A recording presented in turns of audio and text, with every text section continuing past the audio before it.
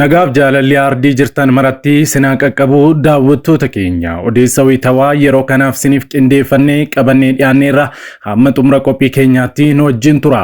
Yeroo jalqabaaf gara chaanaalii keenyaatti kan dabalamtan subscribe gochuun mallattoo beelii sana fuulduratti sinii dhufu ala tokko gadi tuquun ol kan jetturraa kaadha like share commentis godha. Yeroo kana gootanii kaasee yeroo hundumaa oduuwwan haaraan wayita gadhiifaman dafanii isin qaqqabu. Kallattiin gara oduu keenyaatti wal wajjinaa dabarru.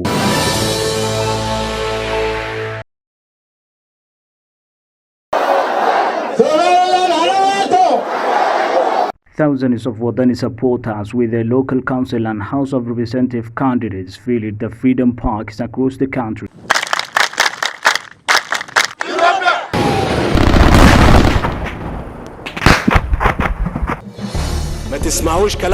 All Egyptians who are listening to me, listen to my words only mine I say. The main opposition party of Somaliland, Wadani, gathered in large numbers and held big rallies across the country.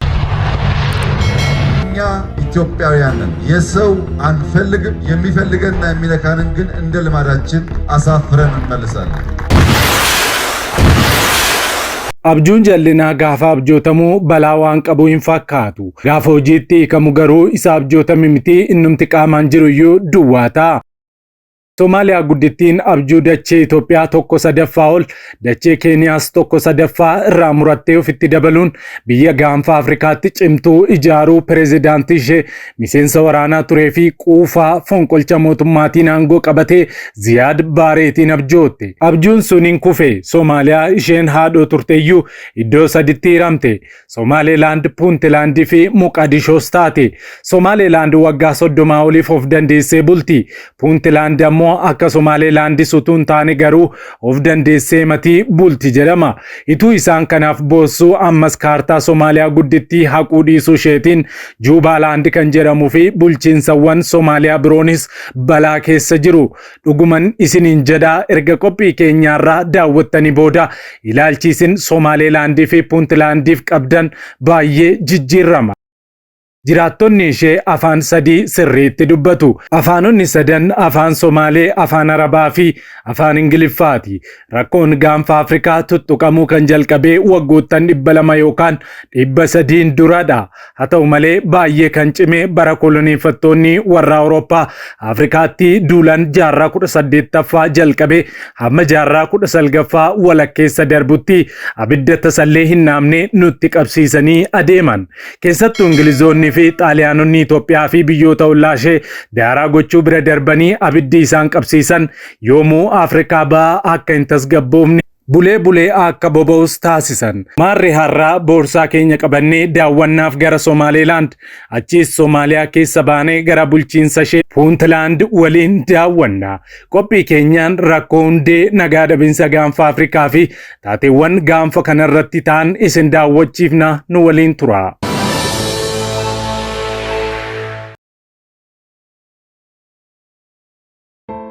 Video kana like gochuudhaan jalqabaa.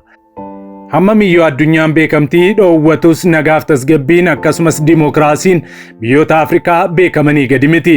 Alshabaab balbala ishee irra taa'ee utuu jiru baay'ee tasgabbooftuudha. Akka biyyaatti beekamtii addunyaa argattee gadi hin dhaabbanne garuu firri ishee hedduudha. Somaalilaand bulchiinsi humna waraanaa pireezidaantii Ziyaad Baarree wayita bara 1991 kutaa'u Somaalilaand addatti of baaftee walabummaa ishee labsatte. Soomaaliyaan bara 1960 biyya eegumsaa Biriteen jala turtee fi kolonii Xaaliyaanii irraa erga hundooftee yoomuu nagaa hin arganne.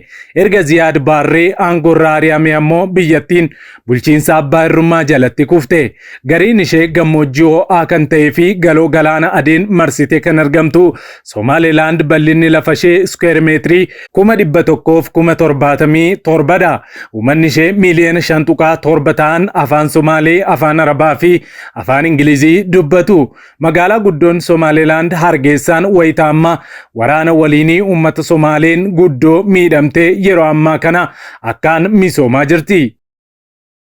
Somaalilaand walabummaa ishee labsattee adda ba'uu hordofee waraanni dhalatee lubbuu kuma dhibbaan lakkaa'amuu galaafateera.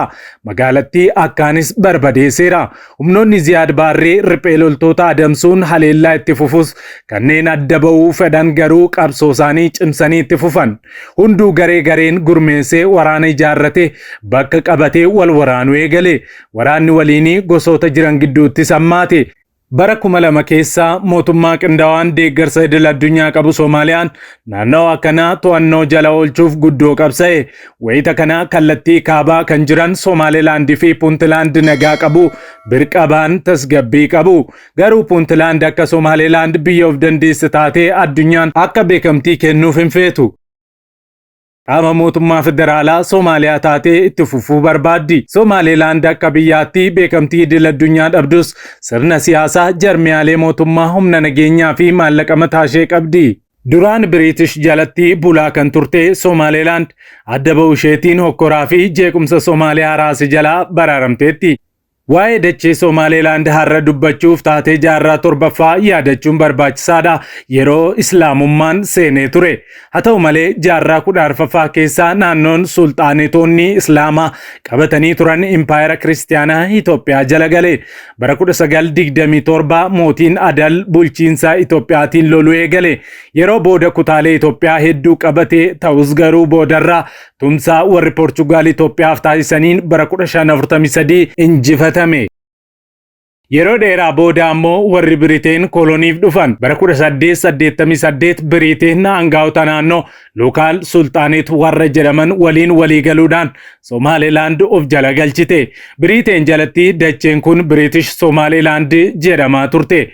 Waggaa 10 booda bara 1899 dureen amantii Islaamaa Muhammad Abdullahi bulchiinsa Biriteen irratti ka'an. Sochiin isaanii itti fufuun hanga bulchiinsa Dervish yookaan Dervish State gadi dhaabuutti gaan. Waggaa 20tti siquuf haala kanaan turanis garuu bara 1920 humnoonni Biriteen bulchiinsa warri amantii gadi dhaabbatan kana barbadeessan. British Somaliland fi Itaalii Somaliland walabummaa isaanii gonfachuun tokko ta'anii biyya Riippaabilikaa Soomaaliyaa jedhamtu uuman. Garuu waggaa 30 caalaa waliin hin turre. Bara 1991 British Somaliland walabummaa ishee labsattee of dandeessee akka biyyaatti of bulchuu eegalte. Bara 2001 uummanni dhibbeentaa 97 ta'u heerri bara 1997 ba'e kan walabummaa Somaliland raggaa'isu akka hojiitti hiikamuu filatan. Kun ta'ee waggaa 15 booda bara 2016 Somaliland waggaa 25f guyyaa walabummaa ishee kabajatte.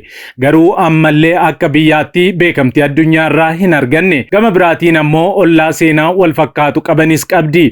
Ollaan ishee kun Puuntlaand jedhamti. Dachee qullaa fi gogaa rooba dheebottu Puuntlaand naannoo bilisaa fi of dandeessuu taatee kan labsatte bara 1998 ture. Puuntlaand kan isheen adda baateef waraana waliinii Soomaaliyaa keessatti gosoota adda addaa gidduutti adeemaa ture dhiyeessuuf ture. Naannoon kun birqabaan nageenyi ishee fooyyee qaba. Garuu walitti bu'insa hidhattootaa fi saamicha galaanarraan addunyaa irratti mata duree oduu taatee turteetti. Garba Indiyaa irratti saamicha raawwatamuuf yeroo hedduu kan komataman qaamolee Puuntlaand irraa ta'anidha. Kanneen sababa walitti bu'insaan Soomaaliyaa irraa buqqa'an hedduun Puuntlaand keessatti da'eeffatanii jiraatu. Puuntlaand akka bulchiinsa ollaa ishee beekamtii hiyyummaa argachuu barbaaddu akka Somaalilaand miti. Biyya of dandeessu ta'uurraa dantaa hin qabdu. Bakka isaa qaama Soomaaliyaa ta'uu feeti.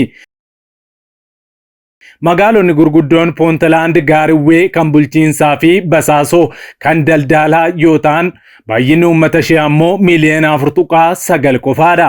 Dacheen Puuntlaand square kiiloomeetirii 200,000 fi 510 dirree handaara garba Hindii marsee argama.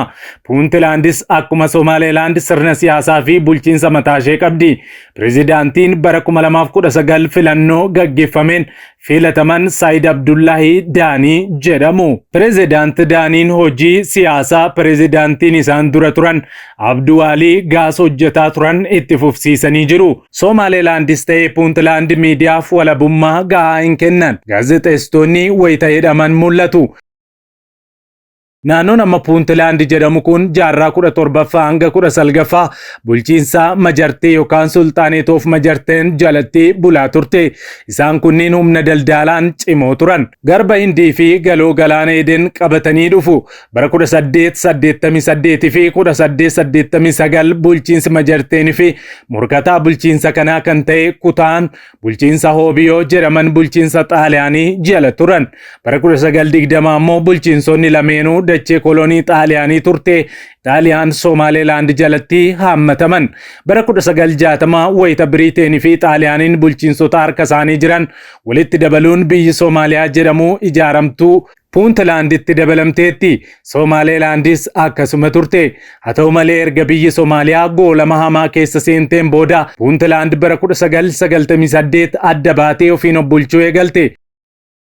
Garuu akka biyyaatti addatti beekamtii argachuuf fedhii agarsiistee hin beektu. Puuntlaand ergaa of dandeessee buluu eegalte ammoo mannee saamtota galaanarraa taateetti.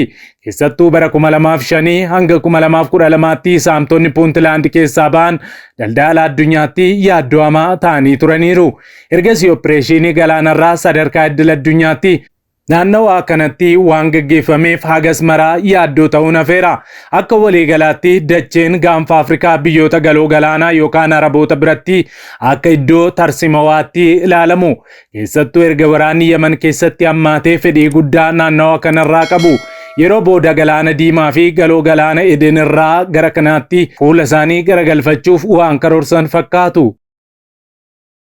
Duraan biyyoonni addunyaa naannawaa gaanfa Afrikaa kana keessatti buufata humna waraanaa ijaarrachuuf Jibuutiin filannoo isaanii jalqabaa turte. Amma balballi itti aanee jiru Somaalilaandidha. Dorgommii cimaa keessas galteetti. Buufata barbaraa kana dhuunfachuuf kan abbalaa jiran warri United Arab Emirates Somaalilaandiif leenjii waraanaa barbaachisaa fi deeggarsa barbaachisu hundaa taasisuuf kutannoo akka qaban ibsu. Humni hidhatee socho'uu fi Soomaaliyaa keessatti akkaan humna qabu Al-Shabaab ammoo sochii kanaaf qormaata guddaadha. Daangaa Soomaaliyaa fi bulchiinsa adda baatee Somaalilaand gidduu naanna'uun sochii naannawaa kanaa danqu.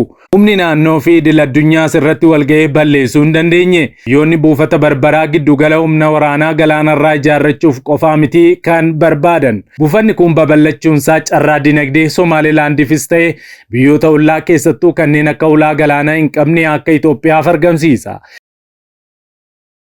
Itoophiyaan waggootaaf ulaa galaanaa mataa ishee argachuuf ifaajaa turteetti. Maarree tibbanaa Somaalilaand irraa carraa argachuu ibsiteetti. Kana hordofee garuu mufii fi dheekkamsi Soomaaliyaa hammaateera.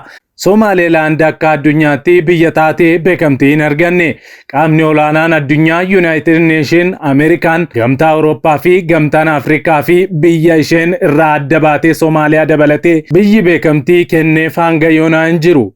Itoophiyaan garuu wayita waliigaltee ulaa galaanaa fayyadamu kana mallatteessituu Somaalilaandiif beekamtii akka kennitu ibsiteetti. Sadarkaa biyyaatti waliigalteen biyya ofiin of bulchitu Somaalilaand waliin wayita mallattaa'u kan Itoophiyaa kun isa jalqabaati. Kana egaa rakkoon gaanfa Afrikaa keessatti dhoksaan dho'uudhaaf yeroo yeroon tattaafatu. Waaqayyo gaanfa Afrikaa fi Afrikaa bahaa akkasumas ardii keenya addunyaa maraaf nagaa nuuf haa buusu.